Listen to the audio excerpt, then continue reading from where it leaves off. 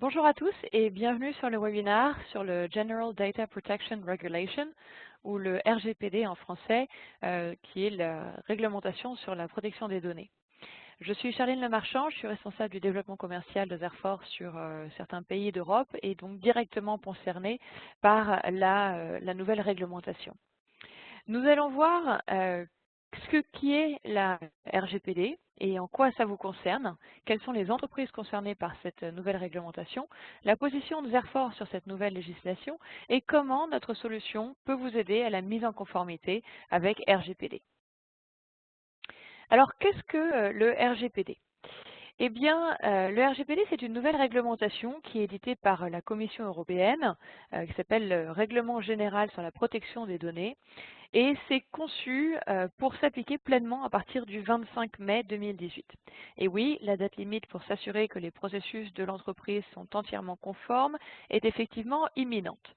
C'est demain et certaines entreprises françaises ont fait la démarche dès 2016, mais d'autres n'ont pas encore commencé à faire n'ont pas encore commencé cette démarche-là, et donc il est impératif de s'y mettre. Le but du RGPD est de créer un mandat uniforme pour chaque État membre de l'Union européenne ou du triple E, de l'espace économique européen, sur la protection des données personnelles détenues par une organisation pour éviter un maximum les violations de données. L'ensemble actuel des règlements dans l'Union européenne et de l'espace économique européen est dérivé d'une directive qui a été commandée en 1995 et conçue pour être interprétée et formée dans les contextes nationaux des États membres de l'Union européenne. La nouvelle loi n'est pas une directive, mais une réglementation complète qui oblige tous les membres de l'Union européenne à adhérer à la même loi de façon uniforme dans l'ensemble de l'Union, même si un niveau minimal de variation peut encore exister dans les contextes nationaux.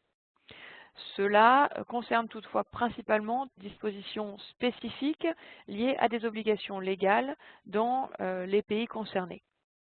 Voilà. Mais ça reste des spécificités. Qui est concerné par le RGPD? Eh bien, toutes les entreprises sont concernées, quelle que soit la taille, quel que soit le domaine d'activité. Ce n'est pas comme Chorus avec des délais par rapport aux tailles d'entreprise. Dans le cas de la RGPD, toutes les entreprises sont concernées dès le 25 mai 2018. La RGPD s'applique principalement aux entreprises et organisations qui conservent néanmoins des informations personnelles de tiers, les entreprises et les personnes. D'accord. Dans ce lot-là, il y a effectivement les fournisseurs de services, les éditeurs, les professionnels de marketing qui effectuent des campagnes marketing en utilisant des bases de données à vaste échelle, les sites de e-commerce, etc., etc. D'accord. Quels sont les types de données concernées? On nous demande souvent qu'est-ce qui est considéré comme des données personnelles. L'un des principes majeurs du RGPD est que les organisations doivent être conscientes du type de données personnelles qu'elles conservent. Donc une notion de connaissance des données que l'on a dans son organisation. Cela peut inclure des détails tels que le nom d'une personne, le numéro d'identification dans le système, les adresses, les détails de revenus, etc. Mais aussi les données, les métadonnées associées à la personne concernée, qui peuvent également être classées en tant qu'informations personnelles et doivent être traitées de la même manière que les détails plus élaborés contenus dans le système de l'organisation.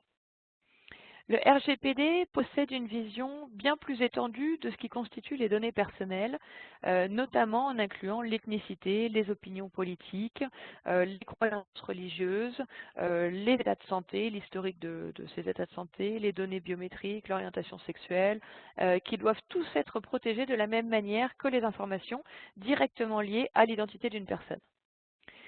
Cette nouvelle loi protège les données personnelles uniquement, mais cependant, les identifiants indirects, tels que les informations de carte de crédit, les contacts, ainsi que les identifiants en ligne, les adresses IP, etc., sont également considérés comme des données personnelles dans le cadre de nouveaux règlements. Lorsqu'une organisation exerce un traitement à grande échelle, des données sensibles dans le cadre de son activité commerciale, elle doit nommer un délégué à la protection des données, ce qu'on appelle un Data Protection Officer, donc un DPO. pour s'assurer que l'organisation ne contrevient pas aux nouvelles réglementations. Il ou elle aura le droit de mener des audits obligatoires à volonté pour s'assurer que l'entreprise maintient une adhésion totale à la nouvelle loi. Cette personne doit être nommée aussi lors de traitements à grande échelle de données sensibles, par exemple lors de certaines initiatives de l'entreprise. Puisque le RGPD est un règlement qui s'applique à tous les États membres de l'Union européenne, une autorité unique peut gérer les responsabilités dans tous les États membres de l'Union européenne pour les multinationales. Cela signifie qu'une seule personne jouira d'une plus grande flexibilité afin de garantir l'adhésion de toutes les branches régionales ou nationales de l'organisation. Il faut savoir qu'il n'est pas obligatoire pour une organisation, pour une entreprise, d'engager un DPO en interne. Et on peut opter pour l'embauche d'une personne externe, ou alors ça peut être quelqu'un qui est mutualisé à travers un certain domaine d'activité, pour être bien plus spécifique, et qui travaille avec différentes organisations. Le DPO devra développer une résilience pour répondre à une violation potentielle dès que possible. Il faut savoir que plus tôt la violation aura été découverte et signalée, moins les sanctions seront importantes. Donc il est important de savoir aussi qu'un DPO ne peut pas être licencié, par exemple, parce qu'il a défini et il a tiré la sonnette d'alarme sur une faille de sécurité dans l'entreprise. D'accord ? Ce n'est pas possible. Le nouveau règlement définit également des rôles désignés qui sont le rôle d'un contrôleur et d'un processeur. Le contrôleur est l'organisation qui recueille des données personnelles. Le processeur est une organisation qui traite les données au nom du contrôleur et qui doit s'assurer que le contrôleur a correctement respecté la nouvelle réglementation. Il faut savoir que les organisations qui emploient plus de 250 personnes ou celles qui manipulent des données considérées comme présentant un risque élevé devront conserver les informations détaillées sur leurs initiatives de traitement via leur contrôleur désigné.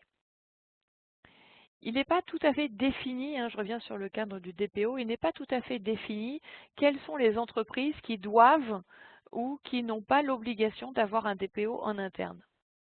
Mais il est quand même important de définir une personne qui est chargée de la mission de la mise en conformité, du suivi des failles de sécurité dans l'entreprise. Donc pour en revenir aux contrôleurs et aux processeurs, les organisations qui traitent des données personnelles doivent conserver des registres détaillés des informations et des initiatives qu'elles mènent. Les contrôleurs devront s'assurer que tous les renseignements personnels qui ont été précisément détaillés et archivés sont faits en toute sécurité et conformément au règlement. Le rôle du contrôleur est quand même très important et la majorité des entreprises sont quand même des contrôleurs. Quels sont les processus de sécurité qui sont nécessaires?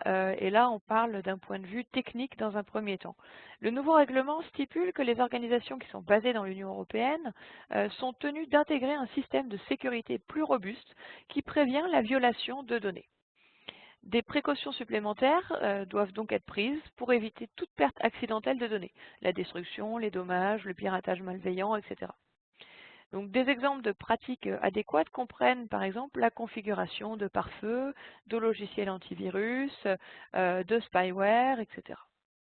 L'investissement dans des solutions logicielles pour protéger l'information est également considéré comme une mesure adéquate pour la sécurité des données. On montre donc ainsi une démarche, une forte volonté ou des velléités de respecter le RGPD. Le RGPD fait également allusion aux méthodes de chiffrement en tant qu'approche de la protection des données. Ça peut inclure des initiatives telles que l'anonymisation, la tokenisation, la pseudonymisation. L'organisation devra absolument identifier les employés qui entrent en contact avec les données personnelles. Et là, on n'est plus sur la partie technique, mais sur la partie organisationnelle et humaine. Donc, il est important de former le personnel sur les bonnes procédures de traitement des données et de restreindre l'accès du personnel au strict minimum requis pour cette protection. Il faut aussi mettre en place des formations de sensibilisation qui doivent être régulièrement organisées afin de rappeler au personnel ses responsabilités et les éventuelles mises à jour de la réglementation. Les politiques de confidentialité et de communication.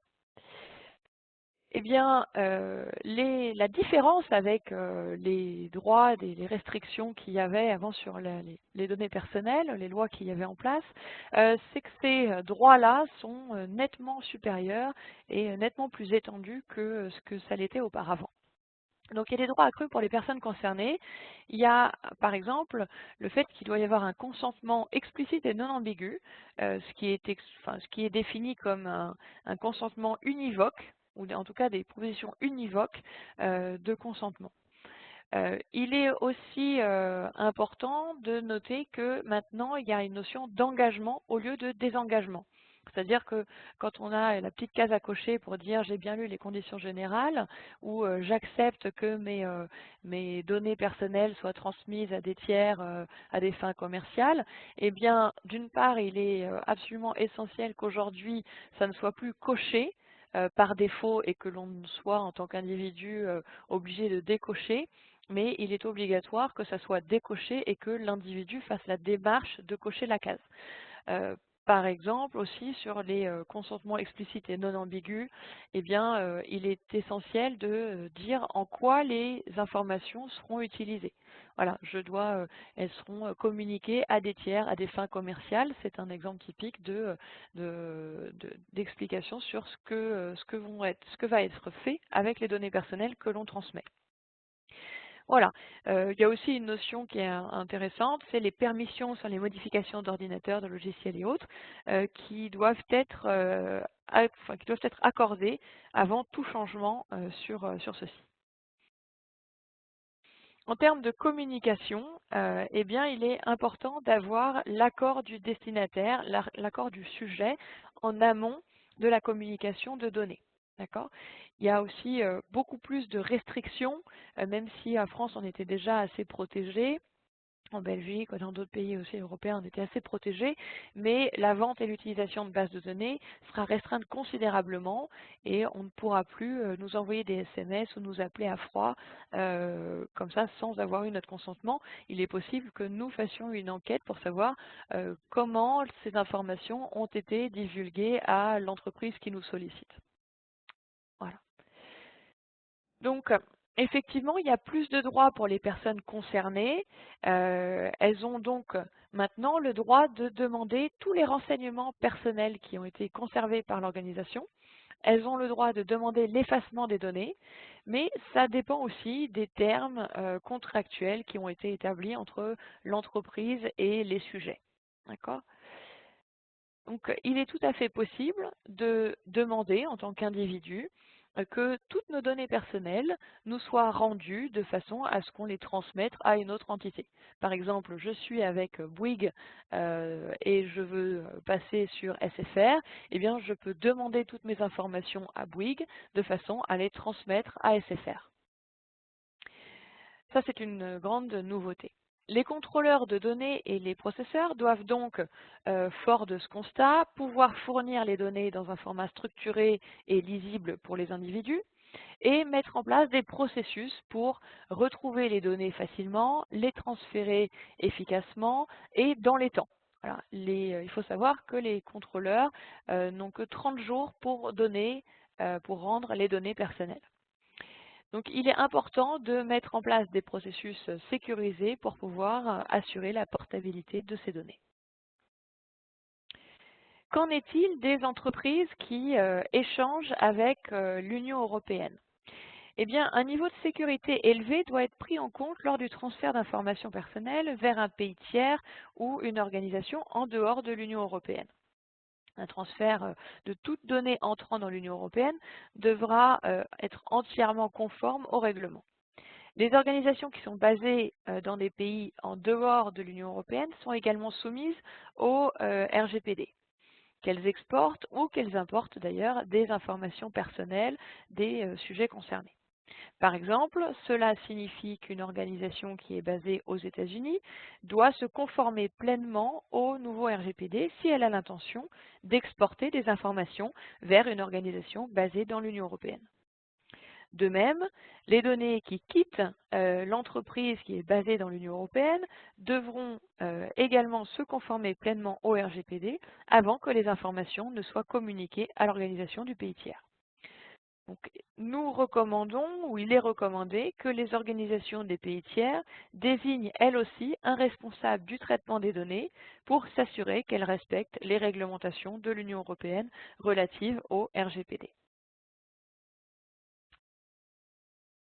Une fois que l'on a dit ça, il est important aussi de souligner bien sûr les sanctions qui sont relatives au non-respect, à la non-conformité du RGPD.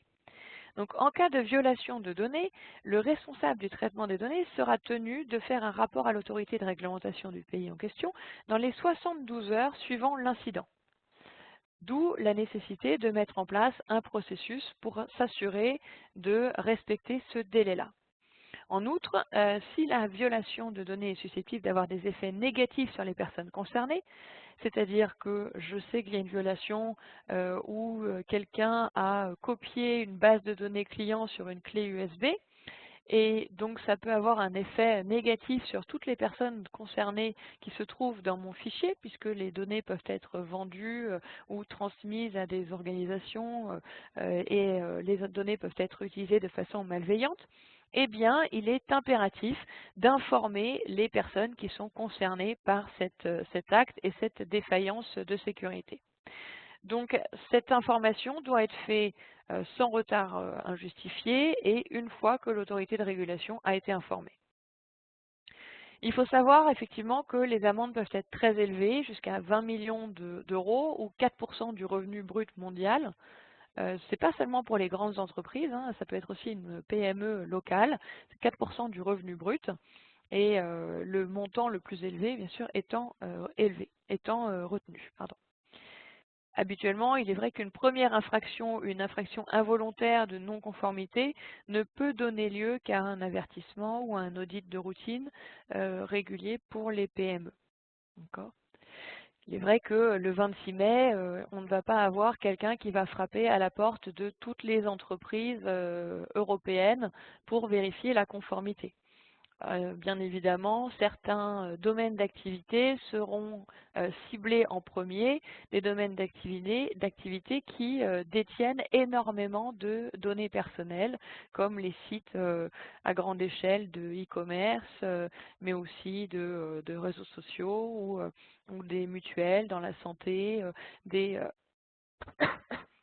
dans le domaine bancaire ou autre. Voilà. Mais sachez que toutes les entreprises doivent se soumettre à la RGPD. Des considérations, il faut savoir que des considérations sont prises lorsque la situation entourant une violation de données est évaluée par le régulateur. Par exemple, les dispositions en place, le temps de réponse, etc., pour décider du type de sanctions qui doivent être imposées.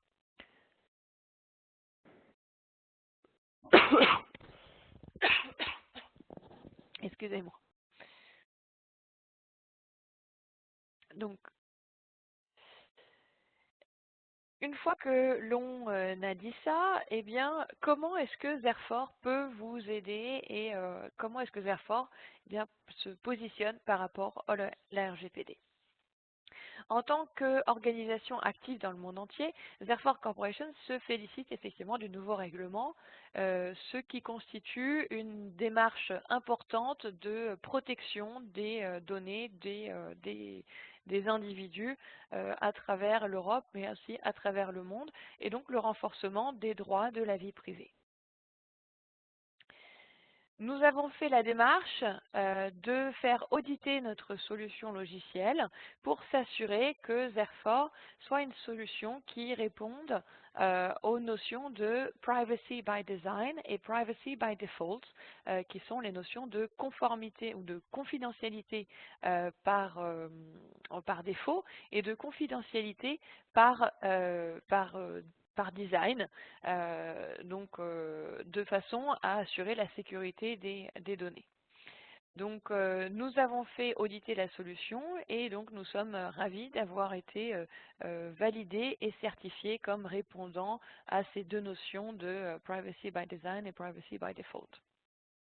Vous aurez plus d'informations sur notre site et sur notre blog avec des pages dédiées au RGPD, donc notre site www.zerfor.net. Comment la solution Zerfor peut vous aider? Eh bien, Zerfor vous permet d'archiver, de retrouver de l'information, de les classer, de les traiter, de les gérer de façon à avoir un environnement de gestion des données beaucoup plus sécurisé. Zerfor offre aussi des fonctionnalités et des ressources qui simplifient la façon dont on va gérer l'information et traiter l'information que l'on a dans les systèmes. Et puis enfin, on va pouvoir mettre en place du reporting, de l'analytique, de façon à s'assurer que les données soient bien protégées et soient bien accessibles par les personnes concernées et aussi de pouvoir s'assurer qu'il n'y a pas eu de faille de sécurité. Voilà. Donc, le RGPD a énormément d'exigences sur la façon dont l'organisation, l'entreprise peut collecter, stocker, traiter, utiliser, transférer, communiquer des informations personnelles. Donc, ce que l'on recommande comme 5 domaines clés d'action en priorité, c'est d'analyser, donc de découvrir les données personnelles que l'on a dans l'entreprise, de les sécuriser, de mieux les gérer, de mieux les contrôler et ensuite de mettre en place des processus de révision de ces informations. Donc, qu'est-ce que l'on peut faire dans Zerfor et qu'est-ce que l'on peut faire dans l'organisation déjà dans un premier temps? Eh bien, la première étape, ce serait de désigner un Data Protection Officer ou une personne en charge de cette mission de mise en conformité. La deuxième étape, c'est que cette personne effectue une évaluation des risques, une analyse des risques pour avoir une idée de la conformité actuelle. Je dois savoir aussi donc où se trouvent mes données, quelles sont les données personnelles que j'ai dans mon entreprise, que ce soit des données sur les employés, sur les fournisseurs, sur les clients, où est-ce qu'elles se trouvent, comment est-ce qu'elles sont collectées, comment est-ce qu'elles sont traitées, comment est-ce qu'elles sont conservées, et donc effectivement après analyser les risques encourus par rapport à ce traitement-là. Et puis, l'une des missions aussi principales de cette personne, c'est de former et de sensibiliser le personnel pour s'assurer que toutes les personnes qui sont liées à la gestion de ces données personnelles sont au courant de la nouvelle réglementation et de la façon de s'y conformer. Les sensibiliser sur le fait que l'utilisation de clés USB, par exemple, dans le cadre de la gestion de données personnelles, c'est un no-go absolu. Donc, comment on va gérer et sécuriser et mettre en œuvre de la sécurité dans Zerfor? Eh bien, on va mettre en œuvre des politiques et des outils pour gérer la gestion et l'accès aux données personnelles. On va envisager, par exemple, de consacrer un espace de haute sécurité dans Zerfor pour le stockage des données personnelles. On va restreindre les autorisations d'affichage sur les champs d'index contenant des données personnelles. Par exemple, quand on va avoir de la recherche de documents, dans Zerfor, nous avons la possibilité d'avoir différents onglets dans les données de recherche. Il peut y avoir un onglet comme sur les dossiers adhérents, par exemple, d'une mutuelle. Eh bien, on peut avoir un onglet confidentiel avec les informations médicales, par exemple, de cette personne-là. Nous pouvons vérifier régulièrement les autorisations d'accès au système en créant des rapports de sécurité dans Zerfor. On peut activer des disques de sauvegarde, des stratégies de stockage et de rétention, ainsi que des plannings de migration pour conserver les données correctement. C'est ce qu'on appelle des lignes directrices. Il peut y avoir différents espaces et on va utiliser ces espaces de stockage et d'archivage en fonction du degré de sécurité nécessaire ou en fonction de la conservation, des critères de conservation de certains documents. On va aussi pouvoir mettre en place des politiques de conservation dans Zerfor, des stratégies de rétention pour supprimer des informations ou des documents qui sont obsolètes, soit parce que les documents ne sont plus valables, mais surtout par rapport à cette notion de droit à l'oubli, avec cette notion de délai à respecter sur certains types de documents. Et puis enfin, on va pouvoir activer les paramètres de sécurité, d'habilitation et de permission qui sont avancés, très avancés, voire dans Airflow, puisqu'on a dans les permissions avancées plus de 28, à peu près 28 permissions différentes, dans le cas que ce soit applicable et gérable par les administrations. Que faire en cas de faille de sécurité et de plan d'action? Qu'est-ce que Airflow peut vous apporter? Eh bien, d'une part, on va conserver des rapports détaillés de la sécurité dans l'organisation. Donc, on va permettre de stocker la documentation des paramètres de sécurité dans Airflow.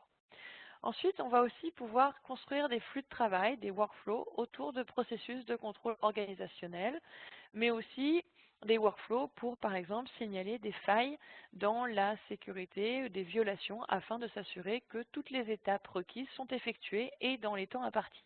Donc j'ai 72 heures pour notifier les autorités d'une faille. Je dois d'abord notifier la direction générale, les personnes concernées, l'autorité, éventuellement aussi les personnes qui sont directement concernées par la faille.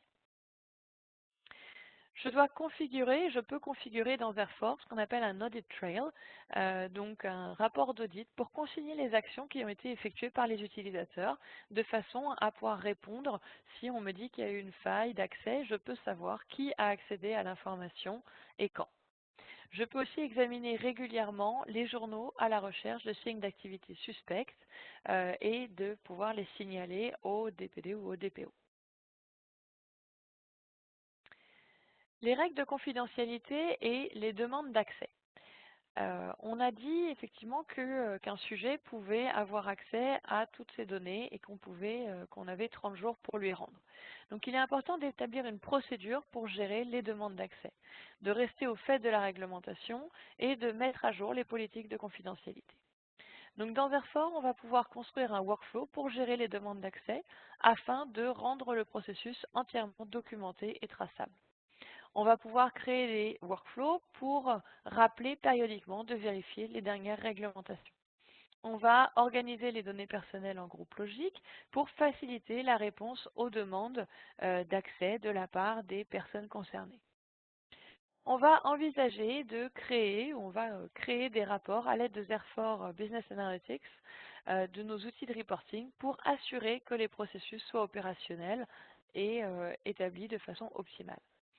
Et puis, il faut absolument se dire que les contrats de maintenance et les mises à jour des logiciels sont là pour protéger les logiciels, pour donc aussi vous permettre de vous assurer que les antivirus, les accès, tout ça sont bien, enfin les accès, les sécurités sont bien respectés et ont été mis à jour dans les logiciels pour prévenir de, de violation des accès.